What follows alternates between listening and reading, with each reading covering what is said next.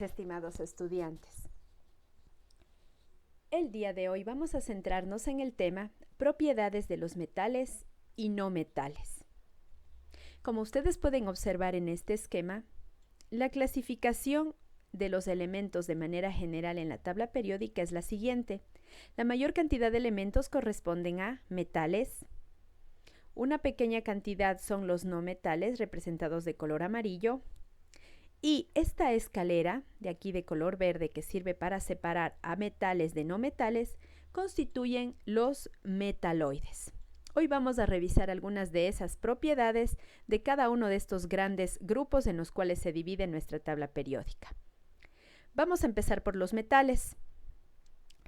Un metal es un cuerpo simple, generalmente sólido, a temperatura ambiente, que es buen conductor del calor y de la electricidad, y que tiene un brillo característico.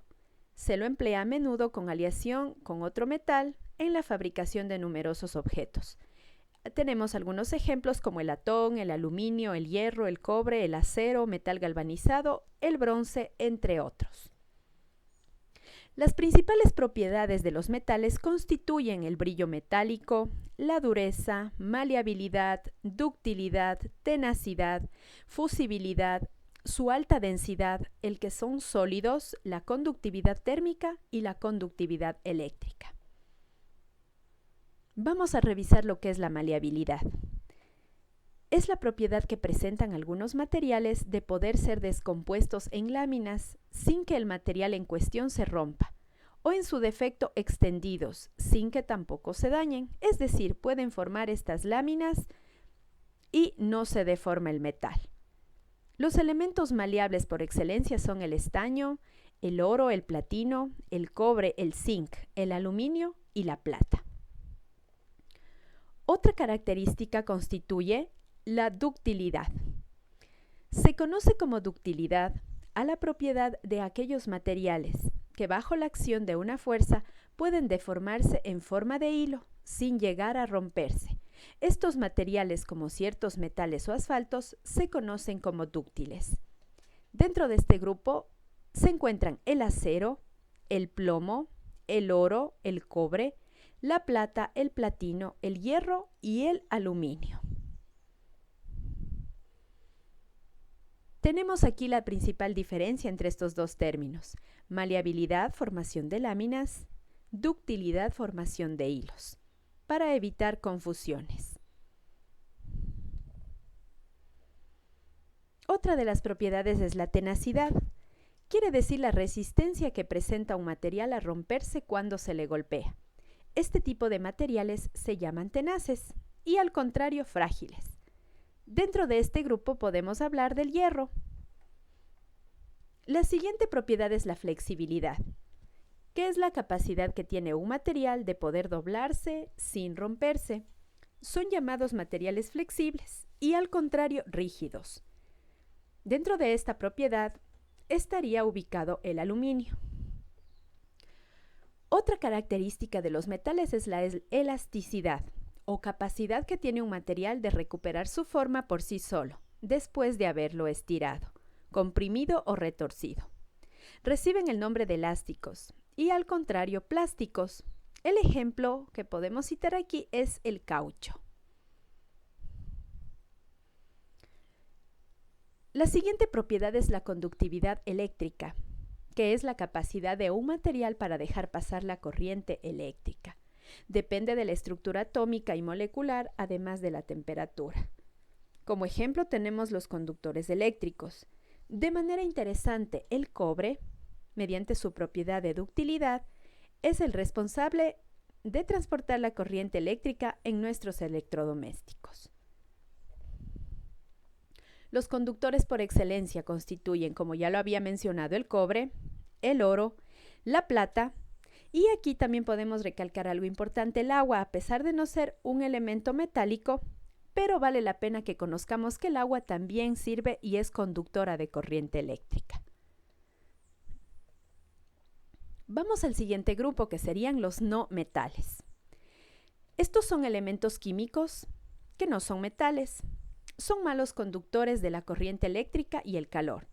Son muy frágiles, por lo que no se pueden estirar ni convertir en una lámina. Si analizamos un esquema de la tabla periódica, esta pequeña cantidad de elementos ubicados de la parte derecha constituyen los no metales. Algunas diferencias entre metales y no metales serían que los metales son sólidos a temperatura ambiente, exceptuando el mercurio que se encuentra en estado líquido, mientras que los no metales pueden estar presentes en estado sólido, gaseoso y el único no metal en estado líquido es el bromo. Otra diferencia sería que la mayoría de metales son más densos que el agua, mientras que los no metales son menos densos que el agua. La propiedad que caracteriza a los metales es el brillo y el lustre metálico que poseen. Los no metales no brillan. Los metales son maleables, es decir, se les puede convertir en láminas. Los no metales no son maleables y los que son sólidos se pulverizan al golpearlos. La última diferencia sería que los metales son dúctiles, es decir, se pueden hacer con ellos hilos y alambres, mientras que los no metales no son dúctiles. Hasta aquí hemos llegado con lo que son metales y no metales. Si es que ustedes recuerdan, al inicio mencionábamos una pequeña escalera que separaba estos dos grandes grupos de elementos. Constituyen los metaloides o semimetales, que son elementos químicos que muestran un comportamiento intermedio entre los metales y los no metales, en cuanto a asuntos de ionización y propiedades de enlace. Los principales representantes de este grupo de metaloides son el boro, el aluminio, el galio, el indio y el talio. Las características son que poseen el brillo propio del metal o la opacidad de los no metales.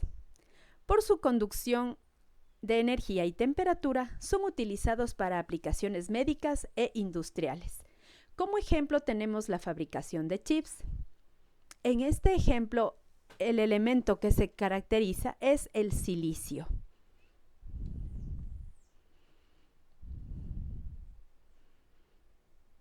Vamos a analizar ahora las características o propiedades de los gases nobles. Estos elementos se encuentran en el grupo 8A de la tabla periódica. Surgen en la naturaleza como constituyentes menos abundantes de la atmósfera. Son químicamente inertes, lo que significa que no reaccionan frente a otros elementos químicos, y por este motivo también son llamados como gases nobles. Otro grupo que tenemos son los elementos de transición. Son aquellos que están ubicados en el centro de la tabla periódica y cuya configuración electrónica llega hacia el orbital d. Los elementos de transición interna están constituidas por dos series de elementos, encabezadas por el lantano y por el actinio, y están ubicados respectivamente en los periodos 6 y 7 de la tabla periódica. Estos elementos son conocidos como tierras raras, y dentro de sus usos y aplicaciones se encuentran las siguientes. Son empleados para cerámicas, como catalizadores, para la fabricación de vidrio, sobre todo en ópticas, fabricación de fósforos, en aleaciones, producción de imanes, y entre otras características están dentro de la energía nuclear y para el tratamiento de aguas pigmentadas. Bien, esto ha sido todo por el día de hoy. Les planteo estas 6 interrogantes que pueden ser respondidas con la teoría que hemos revisado el día de hoy. Que tengan un buen día. Gracias.